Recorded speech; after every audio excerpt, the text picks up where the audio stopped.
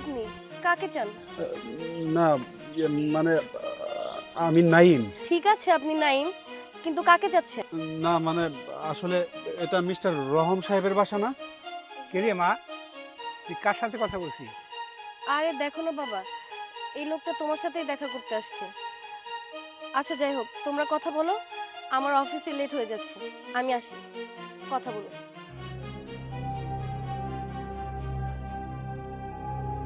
হ্যাঁ বলেন, আমি মিস্টার রহম আলী। আপনি তো আমার কাছে আসছেন। আমি নাইম। হ্যাঁ বেশ ভালো। কি বিষয় বলেন? আমি গোপালপুরে থাকি। আচ্ছা, আপনার কি গোপালপুরের রাজিয়া সুলতানার কথা মনে আছে? মানে রাজিয়া? কোন রাজিয়া? আপনি 26-27 বছর আগে গোপালপুরে স্টাফ কোয়ার্টারে থাকতেন না? আপনার কি মনে পড়ছে? আপনি কি জপার কথা বলছেন? জি, আমি আপনার ছেলে।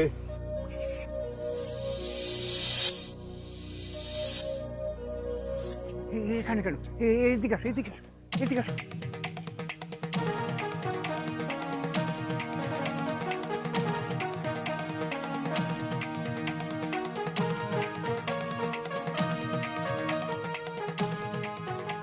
আরে আমি তো ভুলে আমার ফোনটাই রেখে আসছি। হ্যাঁ যাই নিয়ে আসি।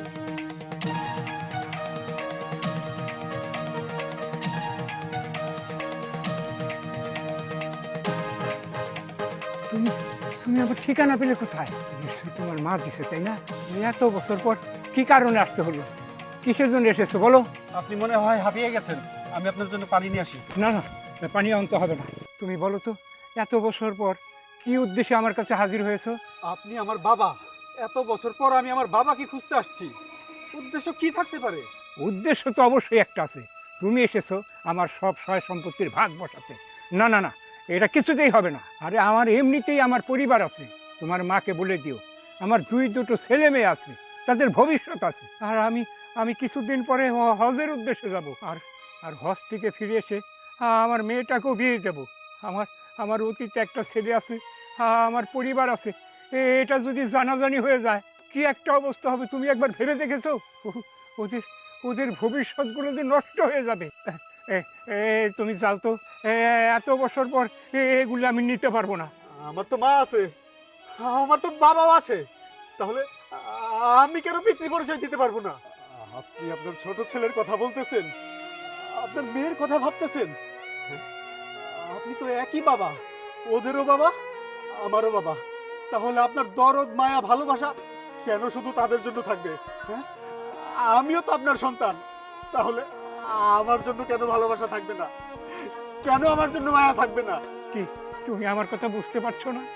আমি আমি তোমার কাছে হাত জোড় করতেছি, তুমি তুমি এখান থেকে চলে যাও। আপনার কোনো ভয় নাই, আমি আপনার সম্পত্তি নিতে আসি নাই।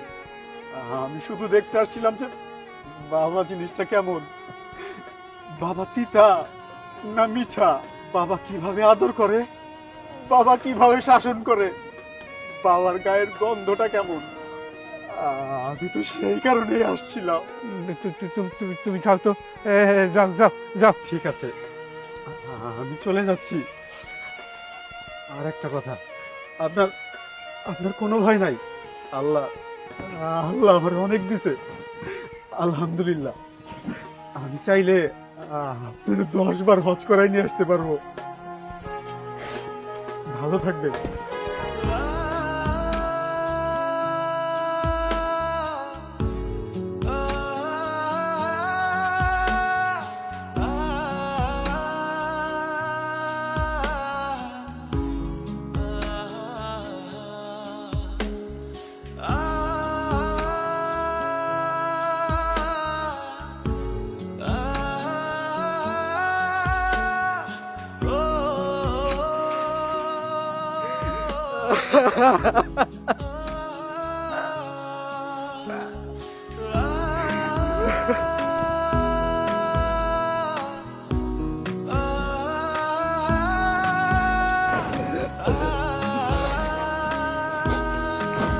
বাবা